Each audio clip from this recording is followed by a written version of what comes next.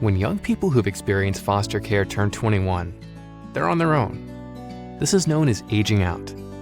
This is the story of 3 individuals who survived this fate by turning to Virginia's Great Expectations program, a family of mentors, advisors, and peers that are committed to bridging this gap with educational, emotional, and financial resources when they're needed most.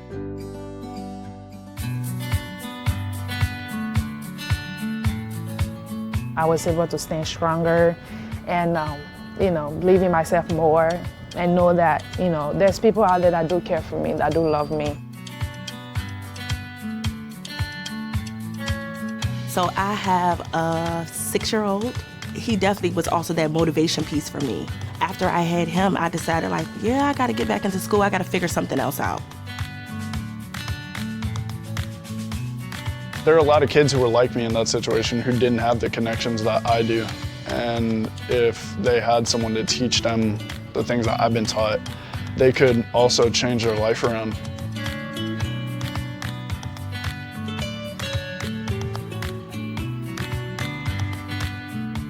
I was pretty lost as a kid. I thought that the world was against me.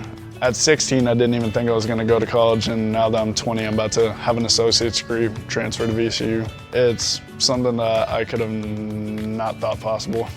When Michael first arrived, one of the first things I noticed about him was that he was very enthusiastic. And in hearing his story of where he was and how far he had come, I think he is going to make an amazing social worker, and he truly shows just a helping heart. With Great Expectations, they set me up with my mentor I have now, John. He's actually given me better advice than just about anyone for the college experience I've ever had.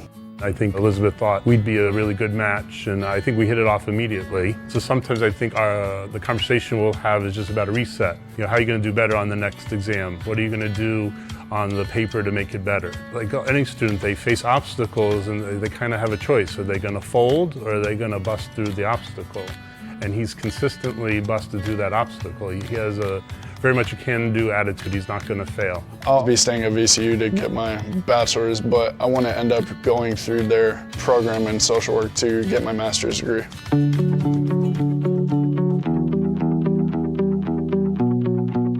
Great Expectations students tend to have that abnormal amount of grit and resilience. Their experiences have taught them that they have no choice but to keep moving forward. Because I lost my dad when I was like 12 years old.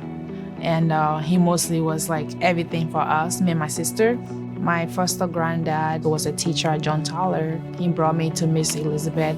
She's kind of like a therapist. You can talk to her about things openly. She's always asking you questions, how are you doing, checking up on you throughout the semester. So it's more like I always got someone to talk to. Geneva, her heart was really for little children, and so she knew right away, this is what I want to do. In doing so, we looked at different programs, we looked at the certificate versus the degree, and she wanted to get her certificate first so that she could get out into the workforce.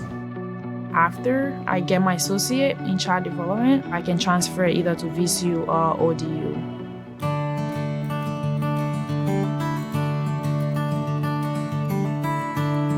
There's an emotional component of building relationships. There's a social component of developing friendships and bonds.